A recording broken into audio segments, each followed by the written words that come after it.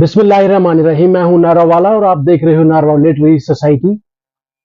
आज के प्रोग्राम में जो आपके सामने शख्सियत मदऊ करनी है, इनका नाम दानिश रमजान है।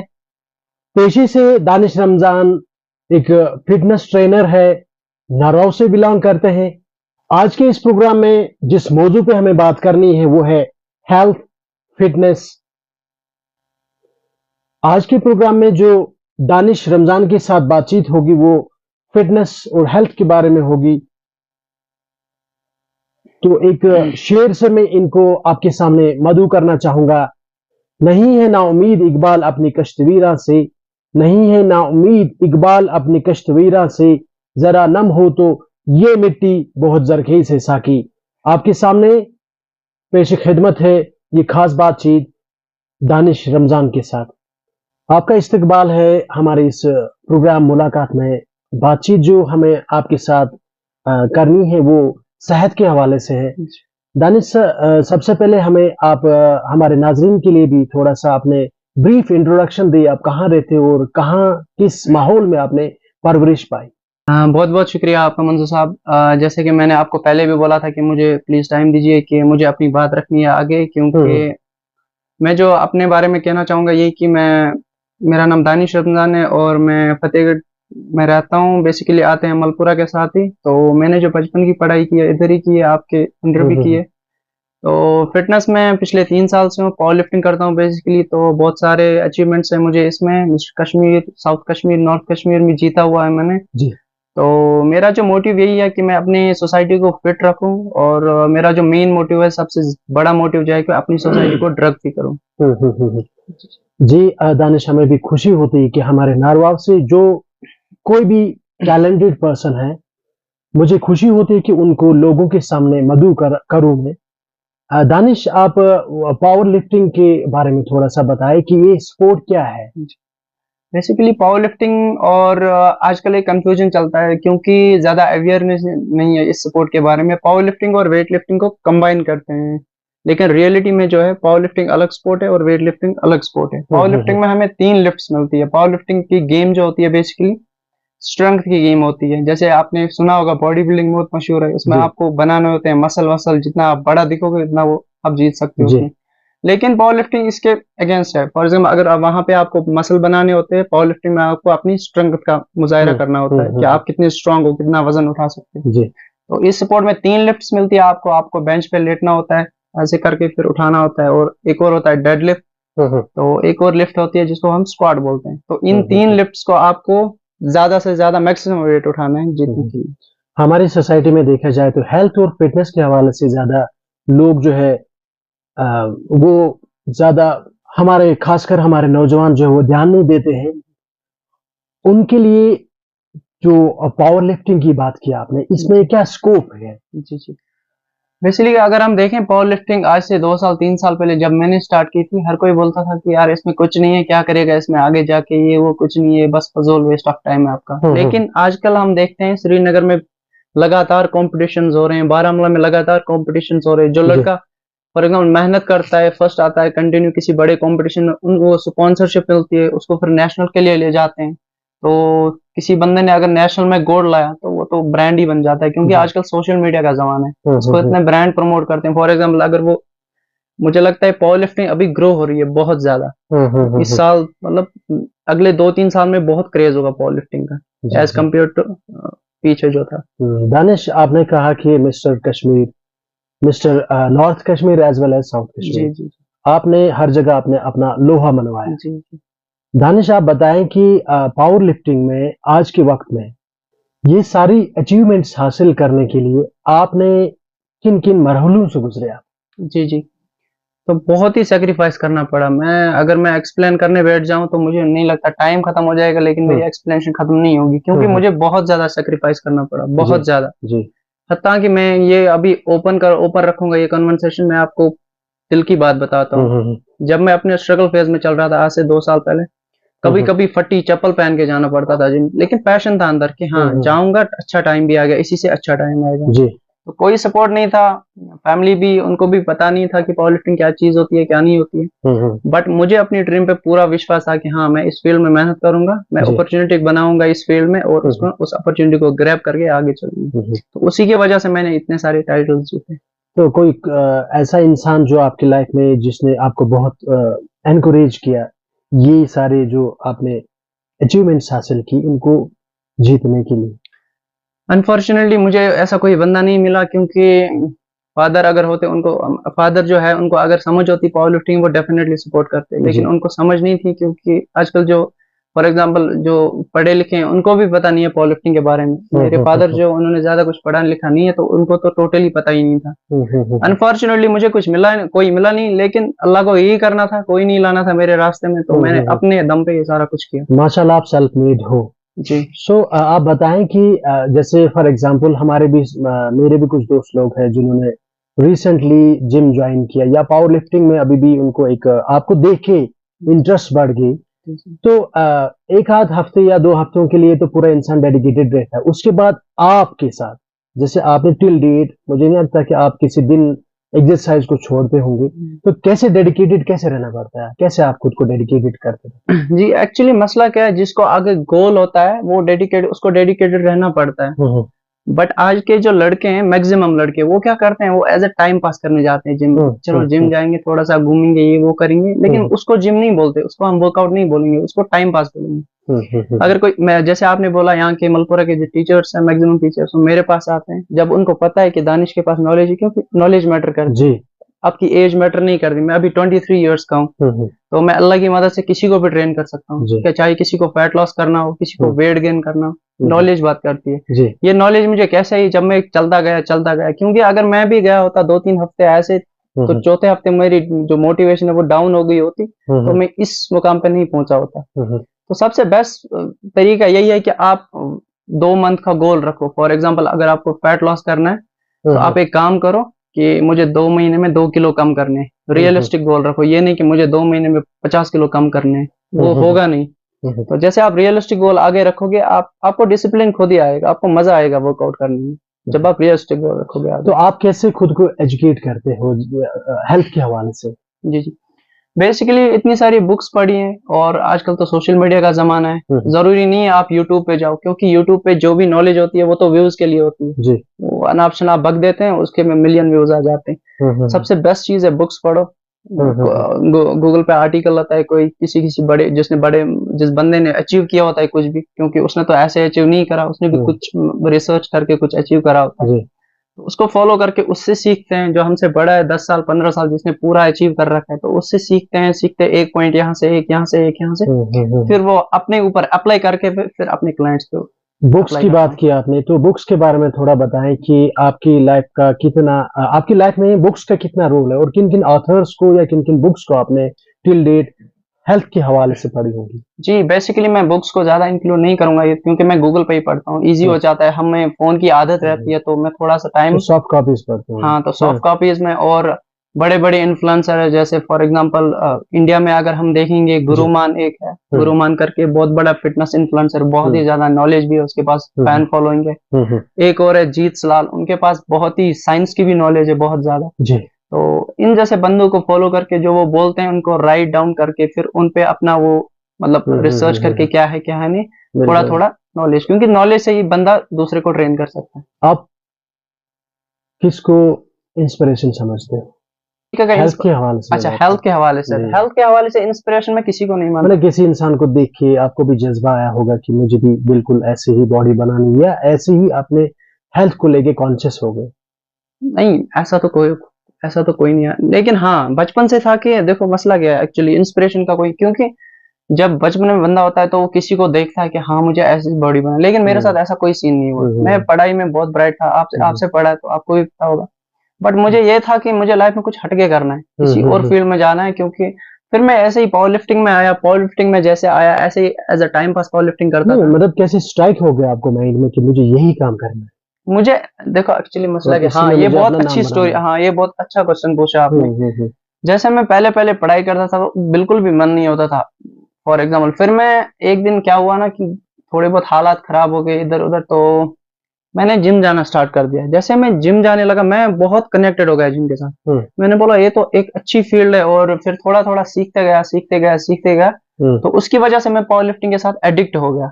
जैसे मैं पावर लिफ्टिंग के साथ एडिक्ट हो गया, मैंने ट्रॉफीज और मेडल्स जीते। फिर मैंने सोचा हाँ, यहाँ पे भी अपॉर्चुनिटी है, यहाँ पे भी कैरियर बन सकता है। जब मुझे ये पता लगा कि यहाँ पे कैरियर बन सकता है, मैंने सोचा इस पे अब रिसर्च करनी है, क्योंकि नॉलेज जब मेरे पास होगी तभी कैरियर बनेगा। नॉलेज नहीं होगी, बॉडी अगर कितनी भी होगी, नॉलेज नहीं होगी, कोई फायदा नहीं।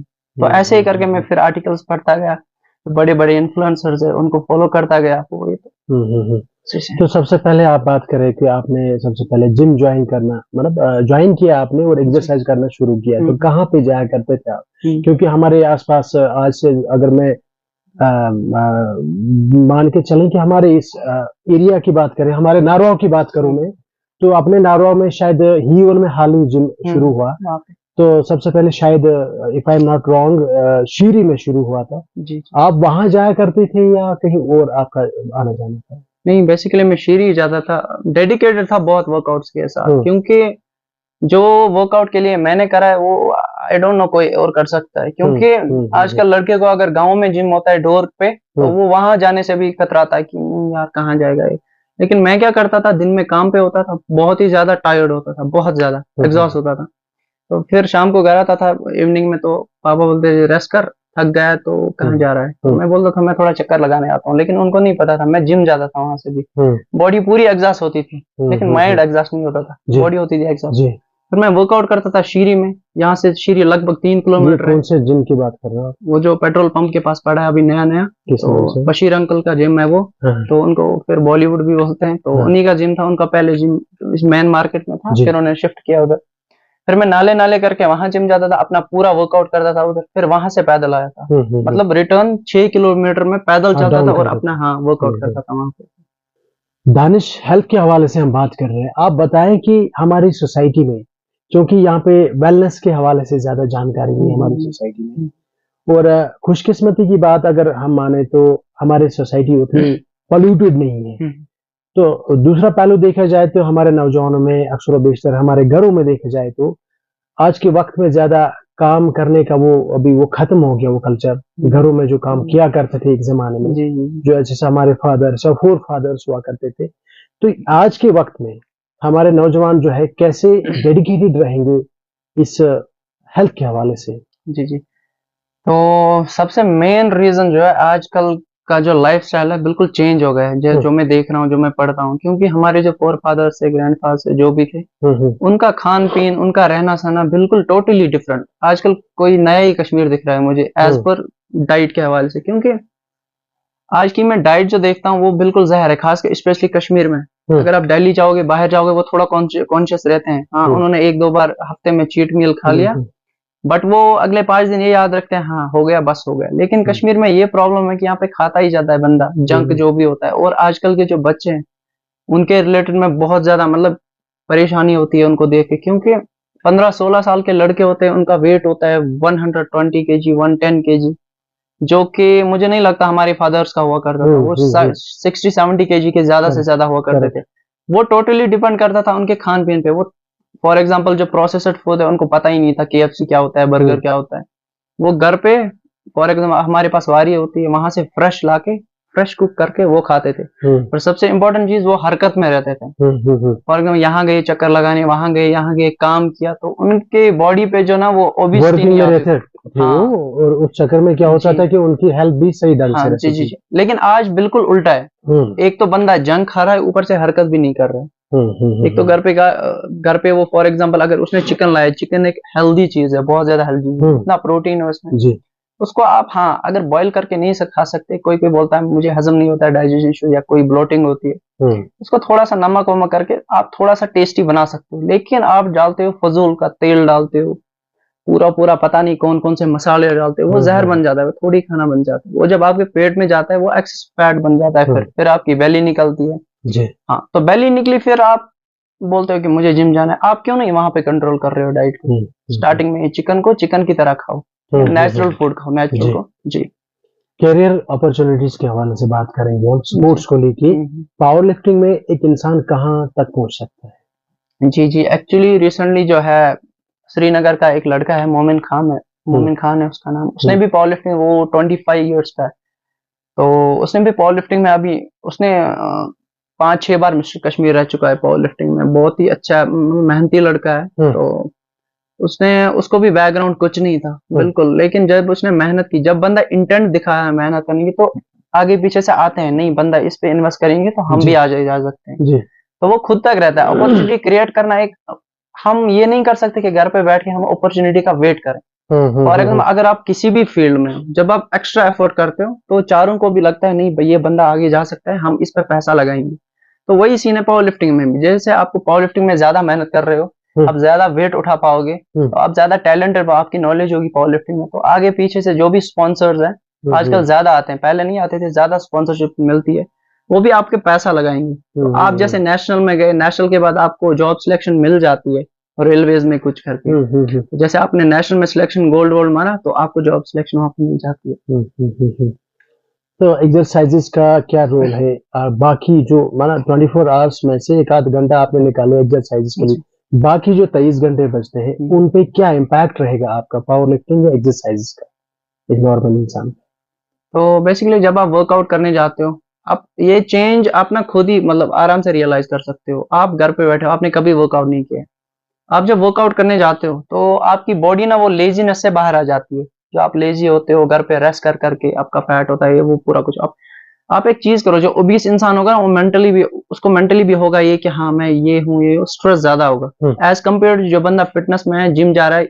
ये मैटर नहीं करता आप 5 घंटे वर्कआउट करो, 10 घंटे करो, आप बस 15 मिनट, 20 मिनट, 30, जितना आपके पास टाइम है उतने उतने टाइम का वर्कआउट करो, फिर आप देखो आपकी बॉडी में कैसी कितनी चेंज है। आप फिट रहोगे, अपने आप को लाइट मतलब लाइट फील करोगे, हैवी नहीं फील करोगे। आप ये देखोगे कि मैं जैसे बच्चा जैसे कूदता है ना बच्चा, वैसे ही फिटनेस आपकी बॉडी में आएगी। तो वो पूरा असर रहता है आपके दिन पे। आप सुबह वर्कआउट करो, फिर आप देखो आप कितना फ्रेश फील करोगे डे में।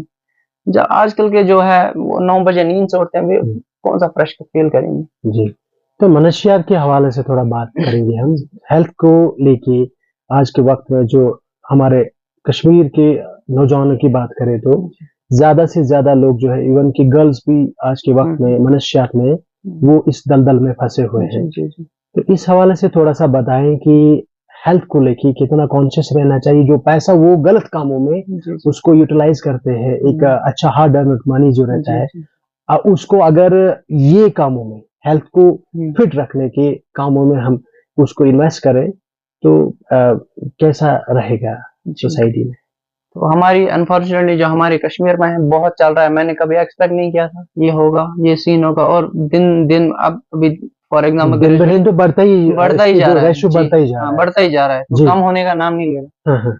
जो हमारे स्कूल्स की बात करें, कॉलेजेस, यूनिवर्सिटी, जी हर जगह यही है। पहले पंजाब में था कुछ नंबर 1, अभी नंबर 1 कश्मीर ट्रेंडिंग पे चल रहा है एज पर ड्रग यूजेज के बाद। तो इसका यही सोल्यूशन है कि देखो ड्रग क्यों करता है बंदा बोलता है कि मेरे पास अपॉर्चुनिटी नहीं है, ये नहीं है, वो नहीं है, उसको वो याद करके वो स्ट्रेस में आ जाता है, फिर वो स्ट्रेस से बाहर निकलने के लिए इस चीज का यूज करता है। लेकिन उसको ये नहीं पता ये जो मैं ड्रग कर रहा हूँ इससे मैं स्ट्रेस से बाहर नहीं निकलूंगा, इससे मैं और दलदल में फंसता जाऊंगा, फिर निकलना मुश्किल हो जाएगा। मैं उस भाई बहन को ये कहना चाहता हूँ, आप अभी फॉर एग्जाम्पल जो जवान है ज्यादा मुब्तला है इन चीजों में, आप जिम की तरफ आओ, अपनी हेल्थ का ख्याल रखो। आई प्रॉमिस कोई महंगा नहीं है जिम आना। ये अभी हम लोगों ने क्या, जिसको वो बोलते हैं इंग्लिश में empty vessel sounds a lot, खाली बर्तन जो ज्यादा वो बोलता रहता है। तो इसी की वजह से एक वो मिथ फैली हुई है कि जिम जाना बहुत महंगा है, इसमें बहुत पैसा लगता है। कोई महंगा नहीं है, मेरे पास कोई पैसा नहीं था।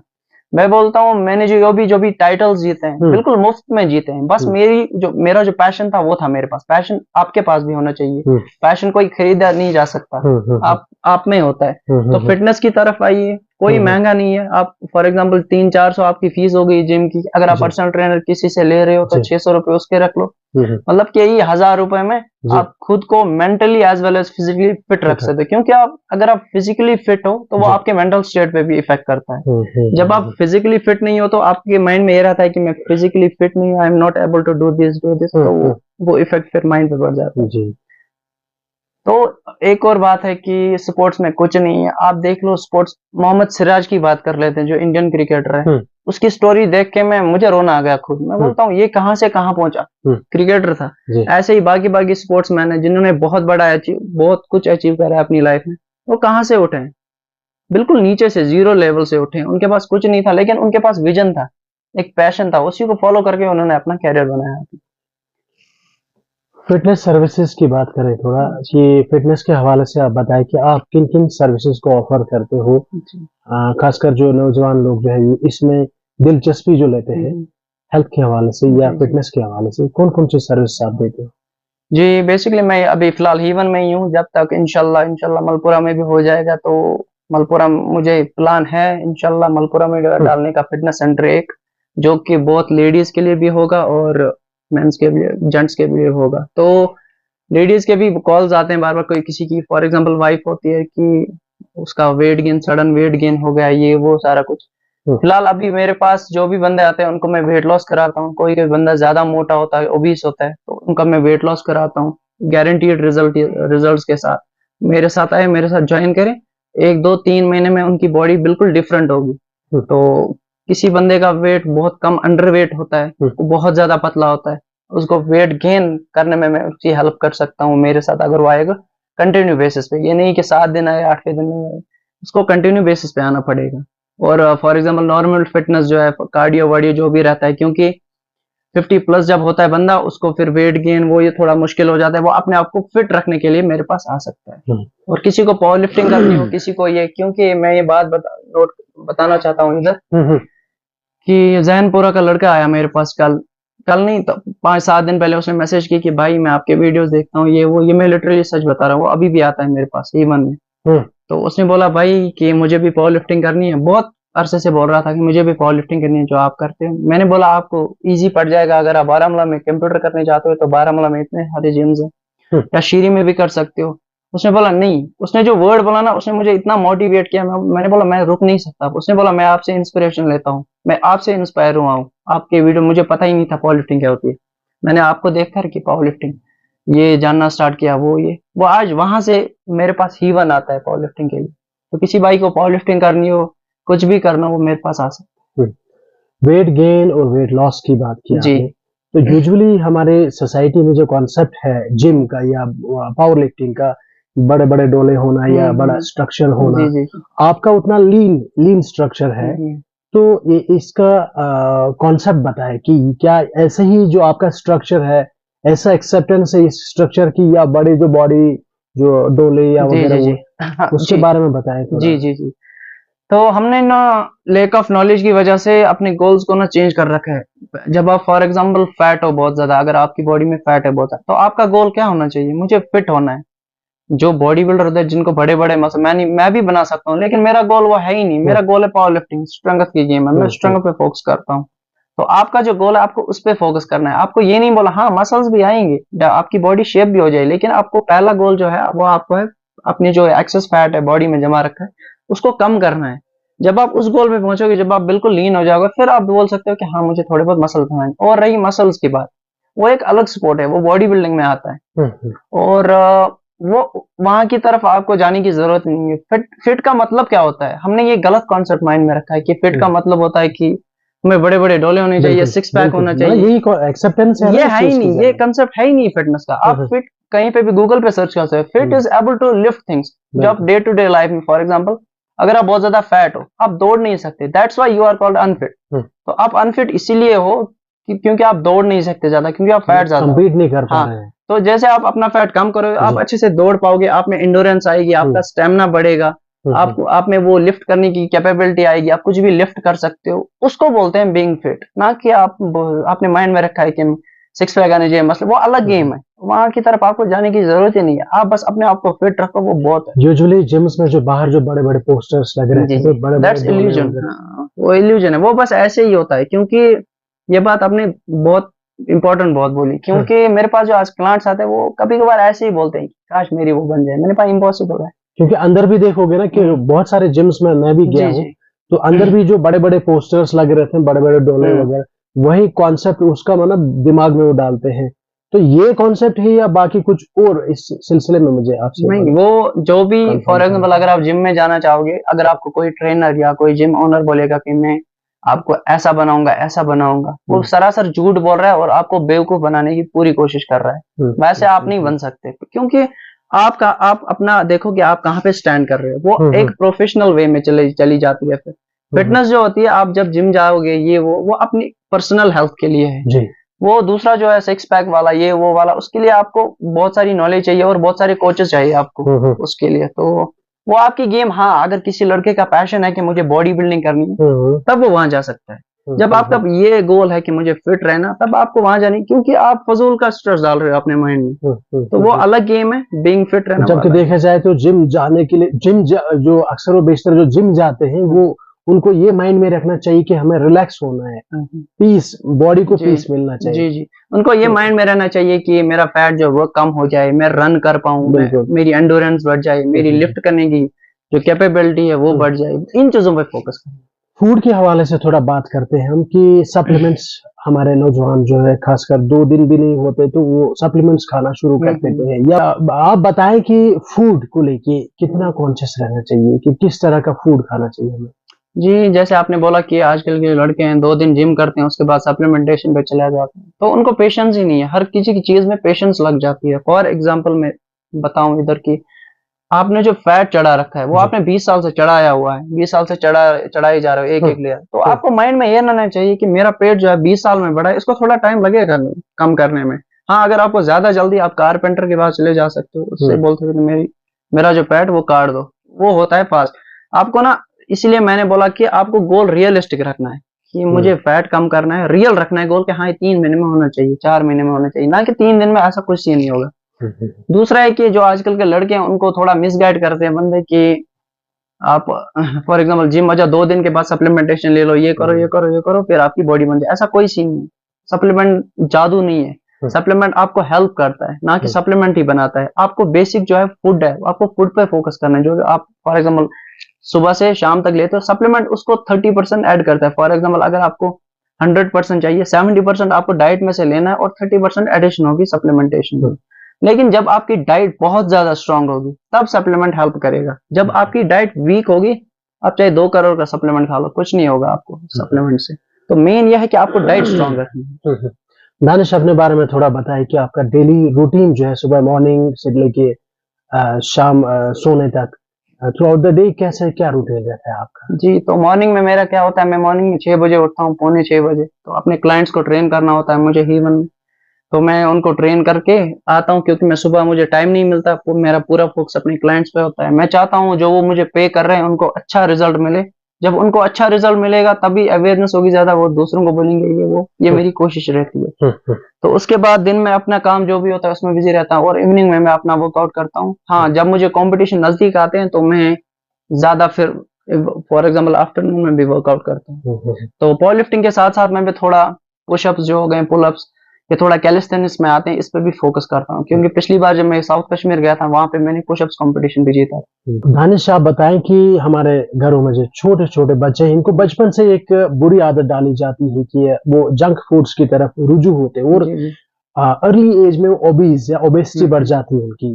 तो इस हवाले से थोड़ा सा बताएं कि बहुत सारे ऐसे जो हमारे जो व्यूअर्स है, कुछ शादीशुदा भी होंगे या कुछ अभी उसकी कगार पे भी होंगे, उनके बारे उनको बताएं कि बच्चों को कैसे हमें फूड के हवाले से केयर करना चाहिए। जी, एक्चुअली जो ये सारी रिस्पॉन्सिबिलिटी पेरेंट्स की है। क्योंकि अगर आप बच्चे को 10 रुपए 15 रुपए दे रहे हो, आपको ये भी चेक करना है वो खा क्या रहा है 15 रुपीज का। क्योंकि आज मैं जो है सबसे बड़ी प्रॉब्लम देख रहा हूँ, या तो आजकल के छोटे छोटे बच्चे हैं बहुत ज्यादा पतले हैं, या तो बहुत ज्यादा मोटे हैं।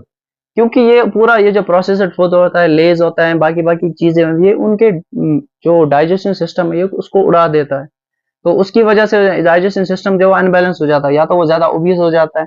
इसलिए मैंने आपको पॉडकास्ट के स्टार्टिंग में ही बोला कि आजकल के बच्चे जो हैं 16-17 साल के, उनका वेट होता है 120 प्लस। तो उनको आपको ख्याल रखना है कि फॉर एग्जाम्पल अगर आपने 10 रुपए अपने लड़के को दिया, लड़की को दे दिया, आपको उसको बोलना है कि जा बेटा केला खा के आओ। ये नहीं कि जा बच्चा लेज लाओ 10 रुपीज पे। जब आप ये करोगे कंटिन्यू बेसिस पे, तो उसको मजा आएगा फिर बनाना खाने में। और बनाने में इतनी सारी चीजें होती है, कार्ब्स होती है, फाइबर, जो उसकी बॉडी के लिए बहुत ज्यादा जरूरी है। क्योंकि स्टार्टिंग में डाइट मैटर करती है। जब आपका बच्चा छोटा होता है, वो बढ़ने लगता है 2-3 साल 4 साल, वहां पे डाइट बहुत ज्यादा मैटर करती है। जो आप दोगे उसका स्ट्रक्चर उसी हिसाब से बढ़ेगा।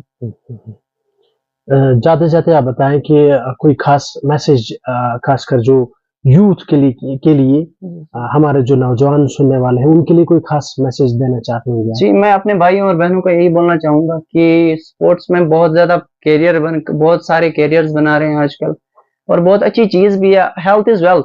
अभी आप अभी आप फॉर एग्ज़ाम्पल 20 इयर्स के हो, 30 इयर्स के हो, 40, जब आप 40 प्लस हो जाओगे तब आपको कदर आएगी कि हाँ, काश मैंने 30s में अपनी 20s में अपनी सेहत का ख्याल रखा होता। तो स्पोर्ट्स में आए, अगर किसी को पावर लिफ्टिंग करनी है तो मुझे लगता है बहुत ही अच्छी बात है कि नारवा में, मैं अपना नहीं बोल रहा हूँ कि मेरे जैसा है कोई जो आप दूसरों को गाइड कर सकता है फिटनेस में या पावर लिफ्टिंग में, किसी चीज़ में। आपको कुछ भी करना हो आप मुझे कांटेक्ट कर सकते हो। वेट लॉस करना हो, फैट लॉस करना हो, फॉर एग्जाम्पल कुछ भी करना हो, आपको फिट रहने के लिए आना हो, आप मुझे कांटेक्ट कर सकते हो, तो आप मेरे साथ ट्रेन भी कर सकते हो। बहुत बहुत शुक्रिया दानिश, आपने अपना जी। कीमती वक्त दिया। जी, शुक्रिया आपका भी कि मैं मुझे अपनी बात जो बोलनी थी, आगे रखनी थी, उसके लिए मंजूर साहब का बहुत-बहुत शुक्रिया। आपका बहुत-बहुत शुक्रिया। नाजरीन, आपका भी शुक्रिया, आपने अपना कीमती वक्त निकाल के हमारी जी बातचीत सुनी। अस्सलाम वालेकुम।